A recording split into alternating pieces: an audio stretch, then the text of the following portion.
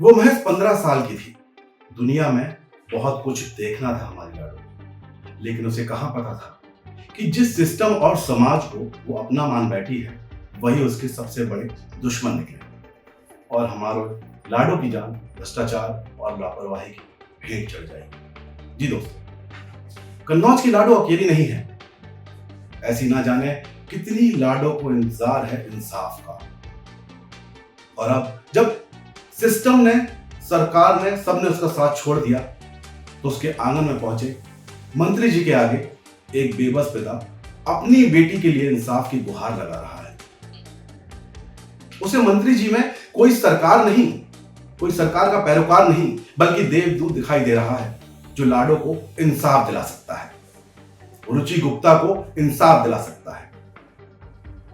जी दोस्तों, ये तस्वीर है कन्नौज की, जहां 15 साल की रुचि गुप्ता को भ्रष्टाचार ले गया। यूं तो लाडो को रात में सोते वक्त महज पैरों में दर्द हुआ था। सुबह उसे बुखार भी आया, जिसके बाद आनन फानन में उसे परिवार प्राइवेट अस्पताल लेकर गया।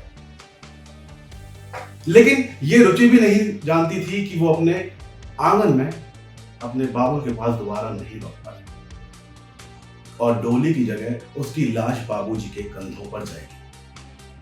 और ये सब हुआ महज और महज इन झोला छाप डॉक्टरों और अस्पतालों की वजह से। दोस्तों, गौर से देख लीजिए इस कृष्णा अस्पताल को।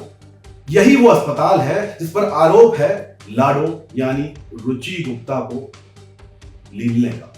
यही उसको लाया गया था। आरोप है कि अस्पताल में एक गलत इंजेक्शन ने उसकी जिंदगी को छीन लिया। मीडिया रिपोर्ट्स बताती हैं कि स्टाफ नर्स पर दोबारा गलत इंजेक्शन लगाने का आरोप है, जिससे फिर उसकी हालत बिगड़ गई और बिगड़ते बिगड़ते इतनी बिगड़ी कि उसका दम घुट गया। उसके बाद आक्रोश का ज्वालामुखी फटा, और क्यों ना फटे, अपनी बेटी की लाश को देखकर। लोगों ने अस्पताल में हंगामा किया, जिसके बाद अस्पताल से सभी डॉक्टर और स्टाफ फरार हो गए, फुर्र हो गए। किसी का पता नहीं चला मिनटों में। यह पूरा मामला अब इसलिए भी सुर्खियों में है क्योंकि मिली जानकारी के मुताबिक आश्वासन के बावजूद भी, हंगामे के बाद जो आश्वासन दिया गया, पुलिस ने उस पर कोई पुख्ता कार्रवाई नहीं की। क्यों नहीं की? क्या कोई सिस्टम है? बिटिया के परिजनों के साथ लोगों ने धरना प्रदर्शन किया। उनकी मांग थी कि आरोपी डॉक्टर के साथ अस्पताल पर भी कार्रवाई की जाए, और क्यों ना की जाए। आपने इतना बड़ा अस्पताल खोला तो जिम्मेदार कौन है? पहले 18 मई के दिन जो है लाठीचार्ज किया, फिर 19 मई की शाम को भी लोग बेटी के लिए इंसाफ मांगने धरना प्रदर्शन करते लग रहे थे, धरना प्रदर्शन करने बैठे हुए थे। उन्हें 18 मई के दिन हुए लाठीचार्ज को लेकर जो प्रदर्शन किया और डॉक्टरों के खिलाफ कार्रवाई की मांग की, इस दौरान भी पुलिस ने एक ना सुनी और उन पर लाठीचार्ज कर दिया, ऐसा आरोप पूरे परिजन लगा रहे हैं। कुछ तस्वीरें भी हैं। सही बात है, जिसके घर का चिराग बुझ गया हो उस पर लाठियां बरसाएंगे और बरसाने वालों के हाथ नहीं कांपे। शायद बेटियों के जाने का दर्द उनमें से किसी को नहीं पता था, लेकिन जब पूरे सिस्टम से विश्वास उठ चुका था, तो एक उम्मीद की अलग लेकर दरवाजे पर पहुंचे मंत्री नंद गोपाल नंदी, वही नंदी जो सीएम योगी के बेहद खास माने जाते हैं। उनके आगे एक बेबस पिता जो है खड़ा हुआ है, इंसाफ की गुहार लगा रहा था, कह रहा था कि उसकी बेटी तो वापस नहीं आ सकती, लेकिन इंसाफ के तराजू में फैसला आंखें खोल कर होना चाहिए।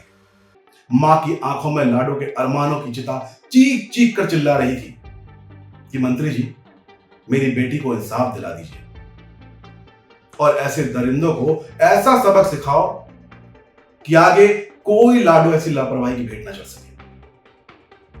तो अब सारी बातें एक तरफ और इंसाफ की मूर्ति की नजरें सिर्फ मंत्री नंद गोपाल नंदी की तरफ है, जो इस परिवार से वादा करके आए हैं कि योगी जी के दरबार में इस पूरे मामले को उठाएंगे और गुनहगारों को सबक सिखाएंगे, उनके अंजाम तक पहुंचाएंगे। तो अब देखना होगा क्या मंत्री जी अपना वादा निभाएंगे और कन्नौज की लाडो और उसके परिवार को इंसाफ दिला पाएंगे। ये आने वाला वक्त बताएगा।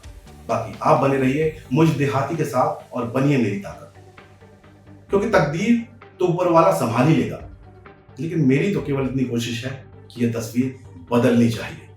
जय हिंद,